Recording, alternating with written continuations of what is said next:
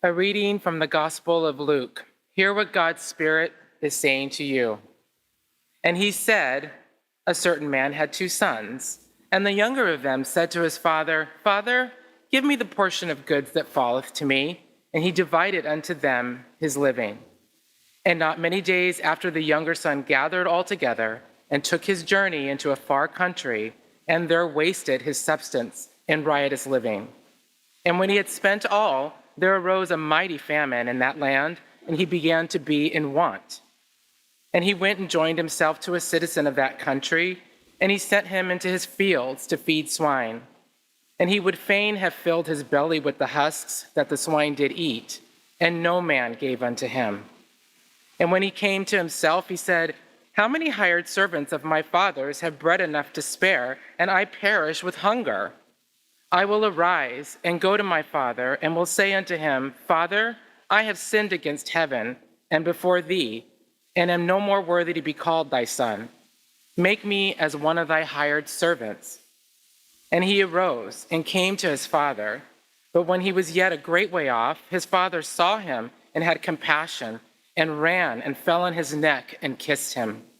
And the son said unto him, Father, I have sinned against heaven and in thy sight, and am no more worthy to be called thy son. But the father said to his servants, Bring forth the best robe, and put it on him, and put a ring on his hand, and shoes on his feet, and bring hither the fatted calf, and kill it, and let us eat, and be merry. For this my son was dead, and is alive again. He was lost, and is found. And they began to be merry. Here ends the reading of the words that give us insight to God. May God grant to us wisdom and courage for interpretation. Today is the final sermon in our Beyond Belief series, the Theology of the late, great Marcus Borg. On the first Sunday, I talked about pre-critical naivete, or blind acceptance. That is, just believing what you have been taught about faith because of who told you. For instance, that in Genesis 1, the world was literally created in 7 days. Perhaps believing that because a pastor or a guardian taught us that. Then last week, I talked about the stage of critical thinking, or what I might call deconstruction, which is recognizing that there are certain things that are factual about the world that might not gel completely with those things that we have been taught. So, for instance, we looked at the story of the Exodus and the parting of the sea, recognizing that seas don't typically part like that. How is it that you make sense of what you know to be factual about the world with what we also have been taught? And then today we're going to move on to what Borg calls post-critical naivete, and what I call reconstruction. You see, a lot of people, I think, get stuck in phase 1 or 2. It can feel like a choice that you have to make. That either you are going to deny all the science that you have been taught, or everything that you know to be factual about the world, and you're going to embrace a literal interpretation of the Bible. You're going to believe that despite all the evidence, the world really was created in 7 days. Or you're going to say, hey, I know that generally seas don't part, but in this particular case, God is all-powerful and God parted the sea. So you might land in that camp, or you might land in the camp where you say, look, I know what is factual in this universe. I know that the universe was formed over billions of years. The earth was formed over billions of years. And that means that most of what's in the Bible isn't relevant to me at all. It's all made up. But I think that what we're invited to do, what Borg invites us to do, is to embrace a different kind of faith. A faith that does not buy into that false dichotomy that it's either or, but that it can be both and, which is a place that is beyond belief.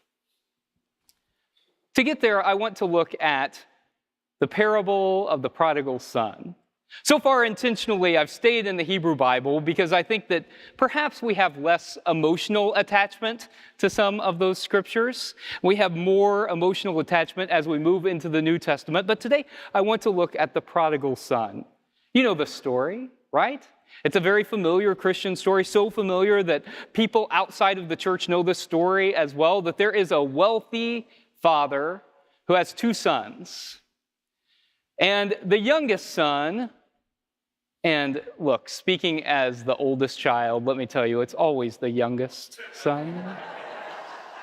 The youngest son decides, I've got another oldest child somewhere.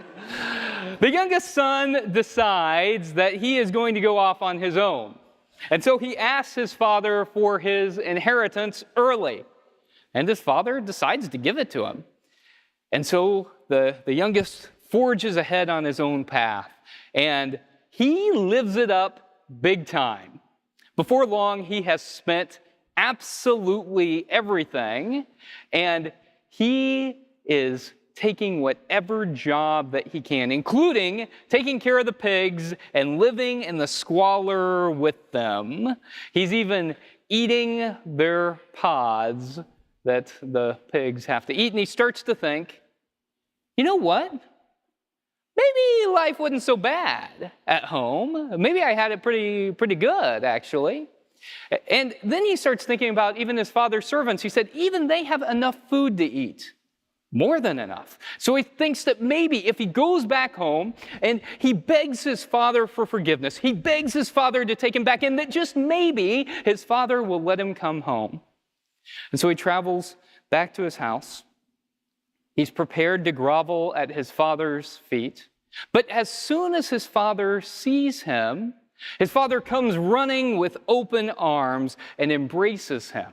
And more than that, he says, go get him a robe and sandals and a ring and kill the fatted calf. We're going to have a celebration.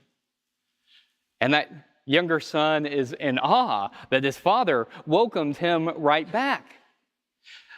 And the older son hears about what has happened, and he's not so thrilled about his father's graciousness. He says, I was the one who stayed here. I didn't ask for my inheritance. I did everything the right way. And you're not celebrating me. You're celebrating my little brother. And the dad says, yeah, aren't we glad that he is here, that he is alive, and that we're back together again? And the story ends there. There's no explanation given. It is just that story and is left for our interpretation. And theologians have gotten a lot from this. Some theologians have said, well, of course, God is like the Father, and God always welcomes us back. God always throws a celebratory feast. Even when we stray, God welcomes us back. Some have said that, it invites us to think about how we're going to live our lives. We might put ourselves in the shoes of the prodigal son who goes out and lives it up and lives for himself and then ultimately finds that not only can he not survive, but that perhaps that's unfulfilling. Or we might put ourselves in the shoes of the older brother and say, where is it that we have greed or resentment? Or where is it that we are not being gracious enough? Are there places like that in our lives?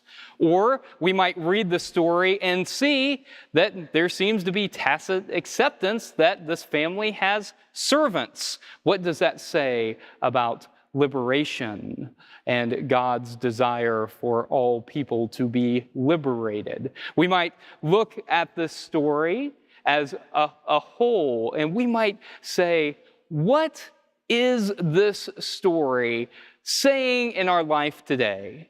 How is it that this story that was told so many years ago is applicable to 21st century America?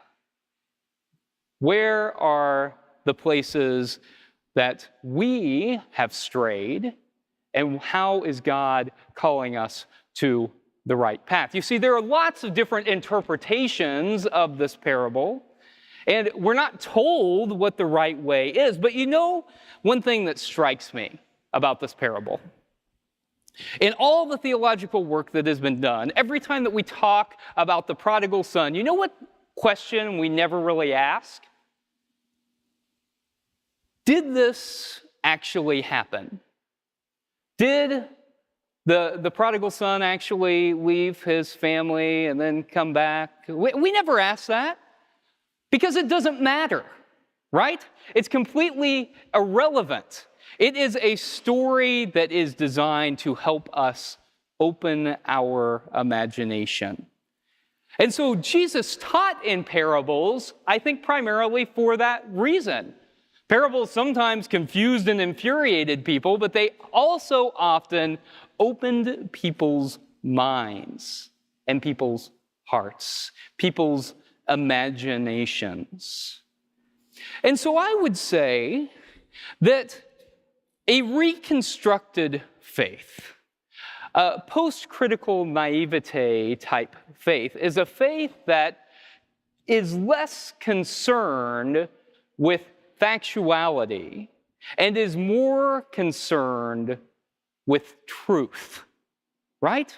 It doesn't matter if there actually ever was a son who left his father and then came back in exactly the way that the story described, because it's a true story. That kind of thing happens all the time, you see? And so I think the invitation of faith in our biblical text is a similar type of invitation.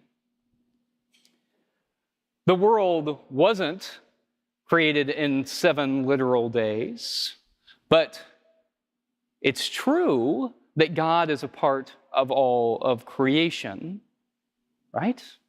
There probably wasn't a Garden of Eden, but it's true that human beings are always tempted to have more. There probably wasn't a literal flood that covered the entire earth. We do know that there were several smaller floods that happened in fertile river valleys. But you know what is true? That God promises to be with us all along the way. It's probably not true that there was a mass exodus from Egypt, but it is true that God desires liberation. Probably isn't factual that there was a lion that Daniel faced, or that Shadrach, Meshach, and Abednego had to go through literal fire. But you know what is true? That we have to face lions of our own, that we have to go through the flames ourselves, and that God is with us along the way. There probably wasn't literally a Goliath, but you know what? It is true that God roots for the underdog, you see? And so this is what a reconstructed faith looks like. A faith that recognizes the value in the story, the truth in the story, even when it isn't factual. I get a lot of pushback online sometimes about Jesus. I know that's hard to imagine, right? That you would get pushback about Jesus. Jesus wasn't a controversial figure at all or anything. But the pushback I often get is from folks who say, well, why is Jesus valuable? Or Jesus didn't even exist. And I take issue with that because we know that historically Jesus did exist. Like there's evidence of that. There's evidence from non-Christian sources, from both Jewish and Roman historians. We have evidence in sources that didn't depend upon each other. And the story of Jesus is one that is unlikely for people to have made up because Jesus didn't really do what he was supposed to do, right? It's a weird thing to claim that Jesus is a Messiah whenever he didn't do what the Messiah was supposed to do. That's a weird claim to make. because the Messiah was supposed to overthrow the Roman Empire and reestablish a kingdom. Jesus didn't do that. Instead, he talked about a nonviolent revolution. It is also hard because Christians have to do a lot of fancy footwork to make it look like Jesus was successful. Because if you're outside of Christianity, it looks like Jesus lost. It looks like the Romans won. And so it's an unlikely story to have been made up. Jesus was a real historical person. I think we can say that with certainty. I think we can say for certain that Jesus was born, that he lived under the oppression of the Roman Empire, that he was a brown-skinned Palestinian Jewish peasant who had to deal with that reality. I think we can safely say that Jesus was baptized and that he went out and that he proclaimed a message of hope and liberation, that he proclaimed the reign of God that was in contrast to the Roman Empire, that he proclaimed radical nonviolence and it got him killed. You know, there's that story where Jesus is hanging on the cross and there are two, it's translated into English as thieves, but it's really freedom fighters. And he's sitting there, hanging there next to those two freedom fighters, and they were violent freedom fighters. But Jesus, there in the middle, was a nonviolent freedom fighter, you see? And he was crucified by the Romans. And what happens next? The resurrection, I would say, is one of these points where the truth is more important than what actually happened. Because Christians don't agree. Christians have never agreed. Christians haven't ever agreed if there was a resurrection that was like spiritual, like it was just Jesus' spirit that raised into heaven, or if it was Jesus' actual body, or if it was metaphorical. I'll let you in on a little secret. The Gospels don't even agree on that. The Gospel of Mark originally ended with just an empty tomb. So I would say that Christians get real wrapped up in the proper belief about that. And more so, they get wrapped up in people believing exactly the way that they believe, right? Like you've got to believe the way that I believe or else you're not orthodox enough. You got to believe the way that I believe or else you're not a real Christian. And I would say focusing on the fact misses the point when the point is the truth. We know that resurrection is true because we see it. We see it all the time. We see it in hope. We see it in our lives. You see, whenever we are really genuinely following the teachings of Jesus Christ, whenever we are his hands and feet out in the world, it is resurrection. And so I think that a reconstructed faith looks like this. A reconstructed faith invites us to answer the questions of the Bible with our lives. Now that puts a lot of pressure on us, I know. Imperfect people who mess up all the time, I get it. But it's also a wonderful opportunity, isn't it? To think about our lives as a response to the text. How do we know that God is always with us? Well, we show it to one another through our lives. How do we know that God liberates? We work for that in our lives. How do we know that Jesus is at work in our world? We show it through our lives. You see? What is a reconstructed faith? A faith that is reconstructed is a faith that accepts the truth of the Bible, that accepts the truth of Jesus, that accepts the truth of God's presence in the world, recognizing that much of the way the story has been told has been the attempts of faithful people looking at how God is present in their lives and in the world, but is necessarily limited to the culture and the time in which they wrote it. Just like, I hate to say this, I know we like to think that we're all perfect and all, but just like if we were writing the story today, it would be limited by our own experience as well. That even if Caleb Lyons was writing down the gospel, to the best of my understanding, that it would be wrong because it's only a partial truth, you see? That God is a divine mystery that is beyond us. And all we can do is recognize the best we can, to tell the story the best we can, to look at the truth and articulate the truth the best we can out of our experience.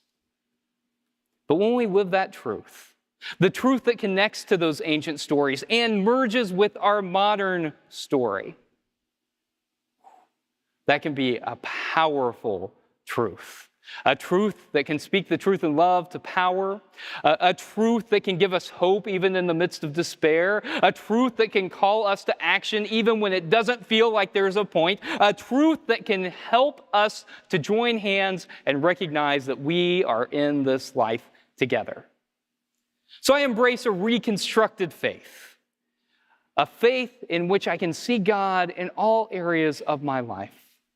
Where I'm not caught up in what did or didn't happen, but what is and isn't true. May we lead lives of truth and hope and joy and peace. May it be so, and thanks be to God. Amen.